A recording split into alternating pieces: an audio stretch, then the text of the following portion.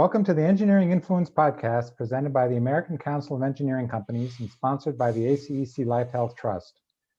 Today we're talking about project management and project managers. In engineering firms, projects are how things get done and project managers make that happen. The quality of a firm's project management system invariably shows up on its bottom line, so it is critical to create one that is effective and efficient. Yet in survey after survey, firms cite project management as one of their biggest challenges. To talk with us about that today is Howard Birnberg, who is president of Birnberg and Associates and executive director of the Association for Project Managers. Howard is a frequent presenter and instructor for ACEC, and beginning on July 13th, he will lead a 9-week ACEC online course titled Project Management 101, Laying the Foundation for Superior Project Managers. Registration is still open, and we'll include a link to the class in the show notes. Howard, thanks for coming on the show. Sure, thanks, Jerry. So given the importance that quality project management has to many firms, why does it continue to be a challenge? Well, I often say this actually in the course that you made reference to, which if I might just a brief commercial for it, we are in this is the third year we've done the course, and we've done it, I think, 5 or 6 times now. So it's been well received, and there's clearly a lot of interest in project management, as you indicated, by people in the profession. But the problem is for many individuals and many firms is that the people that end up as project managers, and I often comment about this, that it's usually an accident. They didn't set out to be project managers. Their background is clearly engineering, and that's what they were interested in, and they went to school for that, and then they've worked to be an engineer, and that's what really interests most people. The skills and the needs of the project management aspect really lacking in most people. It's learned by doing, and my background is actually architecture, and I had a couple of mentors that taught me a great deal about this, and that was great benefit to me. But for most people, they just get into it by accident, and very few people are set up to be project managers. It would seem to me, and I've listened to some of the stuff you've done for us, and many firms cite technical skills or administrative ability when they are looking for a good project manager, but you argue that communication is the #1 skill. Can you sort of expand on that? Well, I consider, communication skills as an aspect of the administrative skills. I mean, yes, on the administrative side, you have a lot of knowledge you need to have in terms of financial issues and aspects of that sort. But fundamentally, what a project manager does, by my definition anyway, is to communicate. They have a great number of individuals and organizations they have to interface with. They're the link within your engineering firm, and they need to obtain information and convey information. So the problem there, of course, is the fact that again, the administrative skills are obviously very important, and the understanding of financial issues and the aspects that go along with it. But most project managers, there's a range, I guess, is what I should explain. There's a range of skills there, from those that are strongly technically oriented to others that are strongly administrative oriented. No matter what, they still need to be able to communicate the information, whether it's technical information or administrative information. And I define, by the way, the administrative information as things such as scope, schedule, and budget. I mean, that's to me the basic charge and challenge for a project manager. Whether they're conveying the technical information or whether they're conveying the budget information, the schedule. I mean, that's part of it. So I think fundamentally the ability to communicate. I define communication skills in 3 broad areas. One, of course, is the ability to write well, which is challenging, especially the fact that we're so reliant on so much of the technology, which has really diminished our writing skills. Second, of course, is public speaking. Now, the pandemic changed that. I think.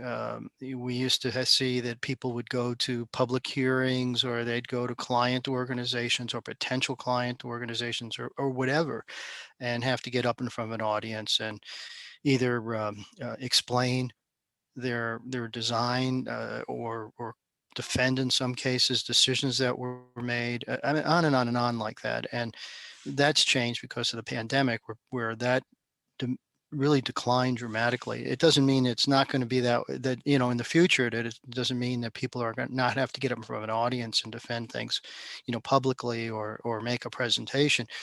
But that's something that a lot of people find very challenging. The third one, of course, is, and this is, I think, very important for a good project manager, to be a good listener, which is really part of the communication skills. So I think that's the third aspect of it, all of which falls under what they need to know in terms of communication skills. And I don't think there's any question that most people find some of those things quite challenging. I always comment that, for example, in high school, I didn't pay attention in English classes, which I now regret, because there was a lot of things that were covered that would probably be beneficial to me in the rest of my career. But that I wasn't alone in that. Uh, yeah, I would think communication would be especially challenging for engineers. They tend to be more introverted people than extroverts. It's kind of I hadn't really thought about the impact of the pandemic on the need for public speaking. You sort of feel like that's going to continue to be less important? Uh, it seems that way. Actually, um, I used to do a lot of face-to-face types of presentations, for example, in hotels or clubs or whatever it may be, or within firms, on project management. And frankly, it's not being done that way anymore. For example, the South Carolina engineers, they had their annual program last November, and I did 8 hours online. It was 2 4-hour segments. And normally they would go to a hotel and they'd have a speaker come in and do a live presentation that way. It seems to work pretty well. We all have the common comment that I hear, Zoom fatigue. I see that. As you know, today, for example, I have coming up a online presentation that'll be another hour or two. I never know how long some of these are. So, it's challenging. But as I said, we were talking about it the other day, and the general feeling is that people just aren't going to travel as much, and as a result, rely more on the technology. I saw a news report, as a matter of fact, last night, where airline traffic is up, this being obviously summer, and airline traffic is up quite a bit. But what's not up is airline traffic among business people. And from the airline's perspective, it's great that business is up, but the big dollars come from business people traveling, and they're just not. They're not going to call on clients, and they're not going to meetings and conferences. I know ACEC has seen that themselves in their couple of annual conferences they have. So I see that the change is fairly permanent in my mind. Frankly, I got to be honest about it. I don't mind not having to get on airplanes and fly places. If I can do it online, I think it's better for everybody. It's not as personal. It's it's not as warm and fuzzy, so to speak, but in other ways, it's beneficial. So Yeah, and a lot of firms saved a lot of money over the past year by not yeah, having to travel all over the country, absolutely, and went right to their bottom absolutely, line. Yeah. yeah, absolutely. My son, by the way, works in Silicon Valley, and he works for biotech. And, we talk about this kind of stuff all the time. And, it's not just, you were just saying about saving money. It's not just the travel expenses, but I mean, they're permanently working remotely, so which changes things as well. So, when I say public speaking, or we talk about public speaking, it's not just getting in front of a client, or some kind of an audience like that.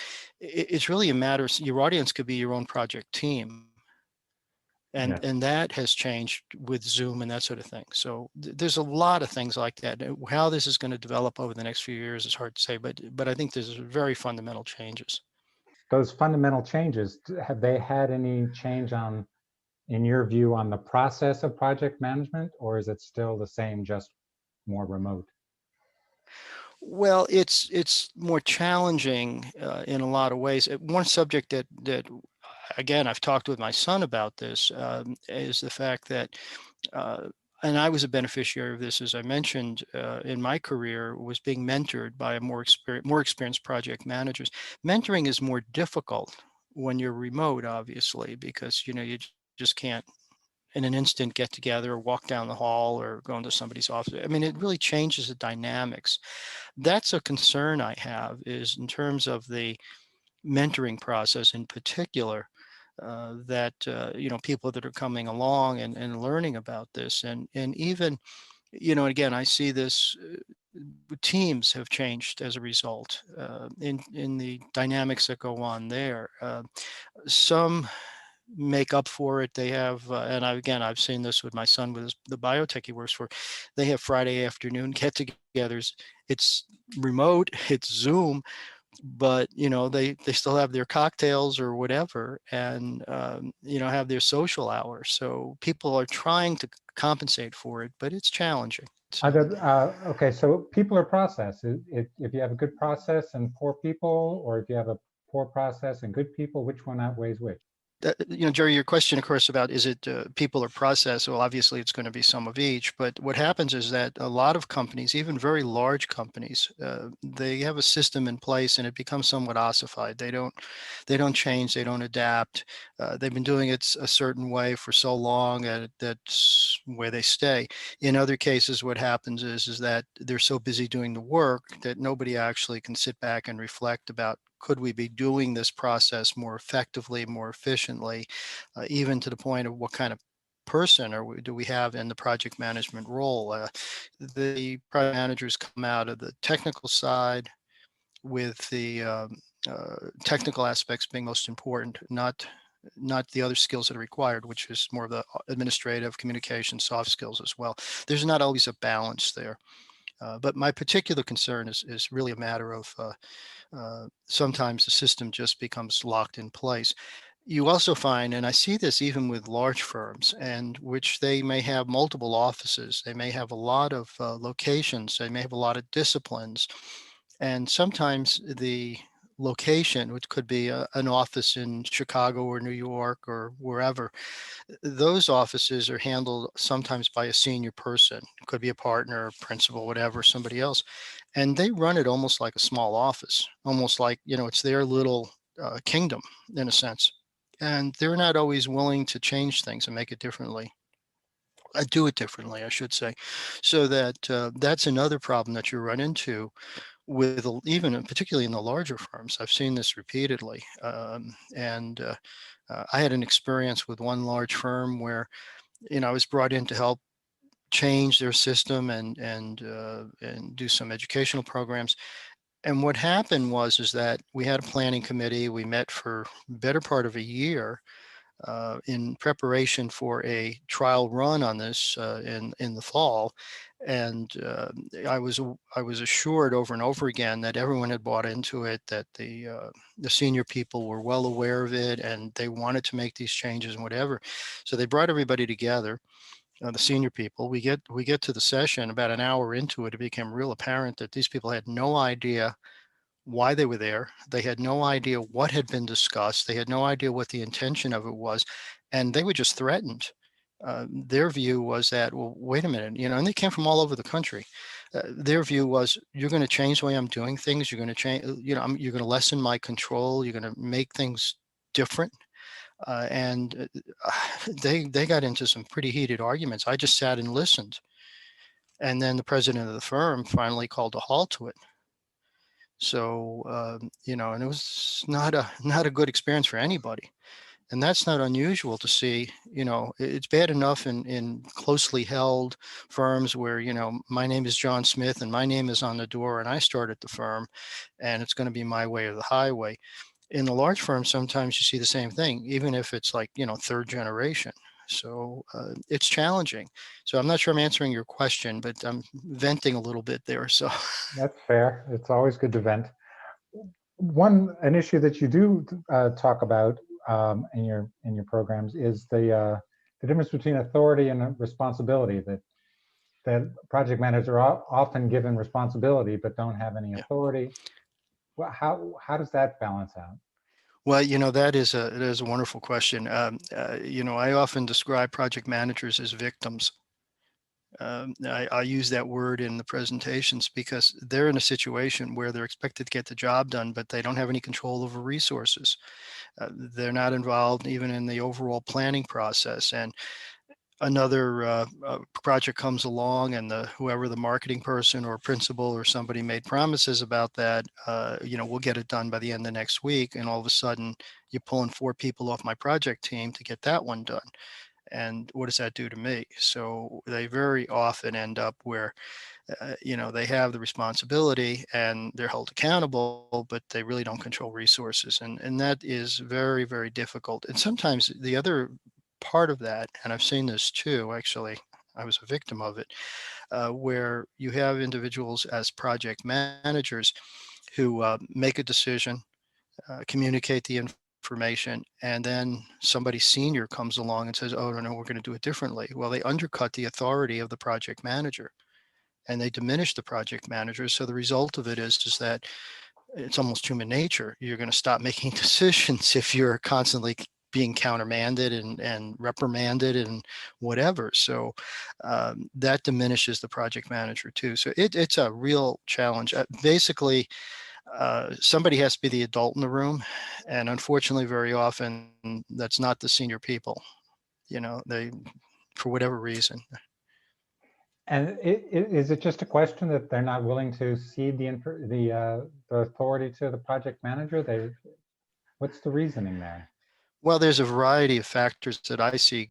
They may not have the right tools and process in place, so they don't really, I don't want to use the word trust, but they can't feel comfortable with what the project manager is doing because they haven't given the project manager the tools in the first place. They haven't necessarily hired the right people or trained the right people to do the job. That's part of it. And then, of course, the senior person is, there's people that are control freaks and they want to, nobody can do it like them. Their way is the only way to do it.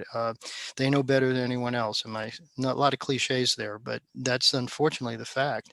It's very difficult when you've been, especially if your name is on the door, to give up that kind of control for whatever reason. And you've developed your way of doing things, and maybe that's the right way. Maybe it's got some weaknesses. Maybe it could be improved. I've been doing it this way for 40 years, right? So, don't tell me how to change it. Well, you know, maybe you need to be a little bit more open-minded. Technology does move forward, so. Oh, yeah, yeah. So the project planning process, it can be a long process. When they're first selling the job all the way through. Where do you see as the ideal place to plug the project manager into the process? Yeah, that's another really good question. I argue for project managers coming in as early as possible. And there's a variety of factors that come into play there.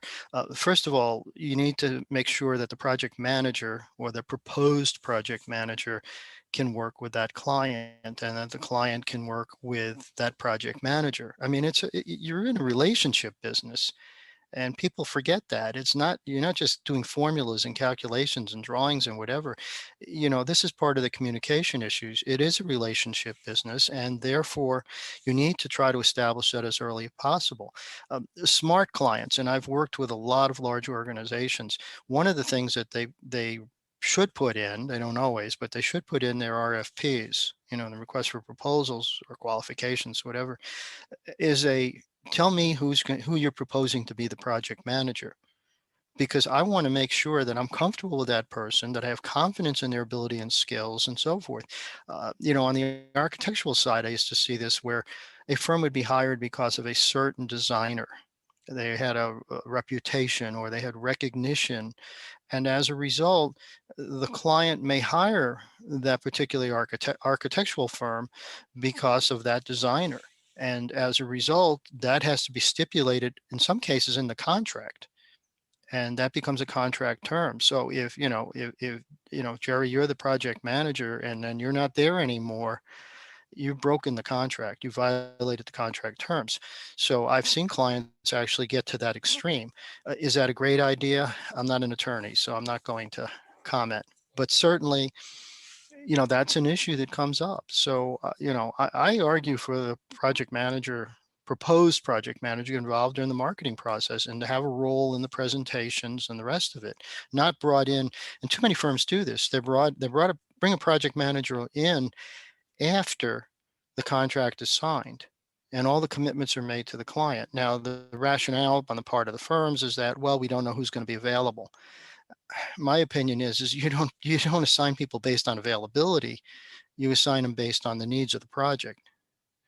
So, you know, And I would think also, I mean, one of the biggest issues I would imagine as a project manager is managing the client's expectations. yeah, And if you don't know what those expectations are, yeah. how can you manage them? And if you don't know the process, there's for example, on the feds, and I have a case study in our ACEC course that's federal design work. And, there's a very clear cut process, and states, local municipalities would ever sometimes do that. Private clients do that. So you have to understand the process, and that's important as well. And that's part of managing the expectations. Uh, People are people, so you're not always going to get 100%, but you have to understand the client. And sometimes the person you're working with isn't on the client side, isn't really the decision maker. They may be the loudest voice, they may be the person you see the most often, but there could be somebody else behind the scenes that you weren't aware of that is actually the decision maker. And even in major corporations, you'll see that. Well, I think that's probably a good place to end. I appreciate you taking the time to talk with us. Well, Jerry, I appreciate it. And again, just a commercial for the ACEC course. It's starting in July. Even if you come into the process late, you miss the first module or so. I know people have done that and can catch up.